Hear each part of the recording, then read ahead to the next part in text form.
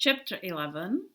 What Mr. Wellington dreamed in the night. In the morning, Mr. Wellington couldn't wait for the other airplanes around him to wake up. He had dreamt such a wonderful dream and longed to tell them about it. But they didn't want to wake up. In the end, a magpie did it, hammering away on the thin roof of the hangar. It sounded like a machine gun. "Mr. Wellington, what are you firing at?" asked the sleepy falcon resentfully. "Why ever would I be firing, Falcon? But it was in my dream. I must tell you." "And isn't it going to frighten us?" asked Wasp, who, like all the others, had been woken by the pecking on the roof. No, you won't be frightened. It was a beautiful dream," replied Mr. Wellington, and immediately launched into his story. "During the night, I dreamt we were given the serious and difficult task of bombing Berlin, the capital city of the Empire of Evil. I knew that Berlin was great distance away and that it was heavily defended by the artillery and air force of Führer Adolf von Toothbrush Mustache. But it was a task every bomber yearned for and every crew of every bomber. They all wanted to attack and punish the enemy right in his very nest. We were a formation of 8 Wellingtons, and we took off in the evening from our base in England. We flew across the sea, and when we were over Germany, found ourselves threatened by a terrible storm. We flew into thick clouds and began to fall into a massive whirlwind. Hail and rain beat on my fuselage and wings. The whirlwind tossed me about as though I were a model aircraft. My pilots could hardly keep me on course. And after the hail came ice. An airplane's worst enemy. There was ice forming on my propellers, and then it broke off and battered my fuselage. The ice was heavy, and I was tossed about helplessly in the strong wind. Everything was iced up, inside and out. My crew and I were covered with ice and hoarfrost. All my crew, poor lads, became frozen and numb. And even that wasn't enough. Horrors. We flew into a geomagnetic storm. Mr. Wellington fell silent and then asked his friends, "Did I ever tell you what a geomagnetic storm is?" "No, never. Do tell us." The helicopter colibri burst out impatiently. Mr. Wellington wondered how he could explain this complicated natural phenomenon so they could understand it. "Sometimes there is a massive solar flare and highly charged atomic particles shoot out at high speed. They disturb the Earth's magnetic field, which causes a major problem for radio communications. A magnetic storm is very dangerous for an airplane. It can disrupt contact with ground-based transmitters. In my dream, we were in such a geomagnetic storm. I changed completely into a greenish, shiny mess. All my metal parts shone with a greenish light. A fiery corona blazed around my propellers. Blazing sparks leapt from my machine guns, antenna and wires. There was a huge danger that a spark would jump into my fuel tank.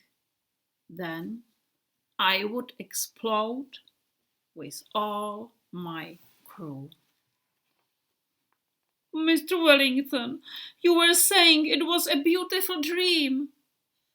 Angela chipped in with a tremble in her voice. But so far it's been really scary. Fear not, Angelica. You'll see that everything turns out beautifully. Mr. Wellington tried to calm his nervous friend. My wireless operator had to turn off our radio and the whole circuit. It could have attracted dangerous sparks, and so he was no longer able to fix on any radio signal. We had a hard time of it, because without communication there is no command. Without being able to pick up a homing signal, we didn't know where we are going. We were without navigation and completely in the dark. Flying in the clouds, we couldn't see anything at all. We had to hope the wind was not carrying us too far from our target. At last we shot out of the clouds. But what did we see below us? Something still more fearful and dangerous than anything yet. Angelica groaned quietly. Mr. Wellington continued with his breathtaking dream. We were already over Berlin, and heavy anti-aircraft fire, it is called flak, was coming from below, where the ground was illuminated by explosions and fires. It was complete hell.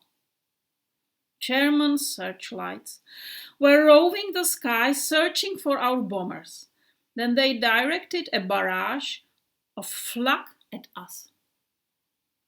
The sky looked like a firework display, and the explosions were so loud we could hear them above the roar of our engines. Suddenly, the searchlights focused on me. I tried to escape, but they wouldn't let me go. Their guns were targeting me. Some of the flak caught me in the stomach. I knew I was fighting for the lives of my crew. We hurriedly dropped our bombs and tried to get out of range, but there was nowhere to fly to. We were surrounded by anti-aircraft fire. Our last hour was quickly approaching. Mr. Wellington made a short pause for effect and looked around the other airplanes. All of them were wide-eyed with excitement and eagerly waited for him to continue the gripping story. Mr. Wellington continued. At that moment, everything went quiet. The sky became even darker, and all of a sudden, the heavens opened over my head. And in the heavens, there was a black cave, and out of the cave, a shining airplane floated like a silver fish silently. Or was it an angel? Or an enormous bird? It looked like an airplane, but was made all of feathers. Soft white feathers like silk. And it slowly fluttered its wings like a bird. And it had such a beautiful eyes that no one could look into. Those eyes were as deep as all the worlds in the whole universe, and they were so full of love that we all forgot about the danger and the war. Mr. Wellington, how beautiful! exclaimed Angelica emotionally. And what happened next? It was a wonderful, glittering creation, and it gently flapped its wings like how do you call it? Like a swan, Mr. Wellington? Volunteer Wasp. Yes, like a swan, confirmed Mr. Wellington and continued. Then it silently passed around us and flew below me. And as it sailed below me, all the flag hit it. But a miracle, it wasn't harmed.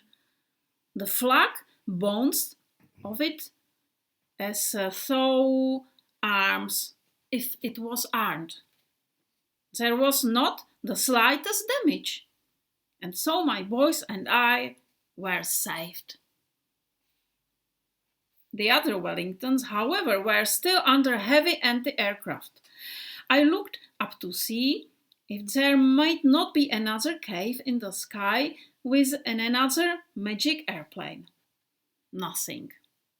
But then another miracle occurred. My enchanted airplane was carrying a great glistening egg, and a little airplane hatched out of this gleaming egg. It was covered in soft, glistening down and grew very quickly. How cute!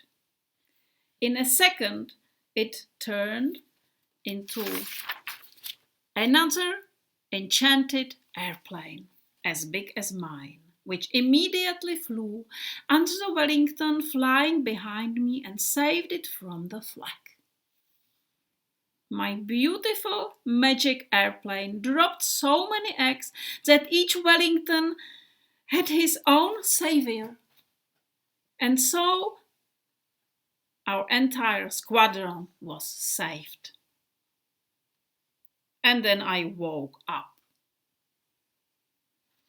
The scattered-brained Telefunken radio rightly guessed the mood and started to play Beethoven's Ode to Joy.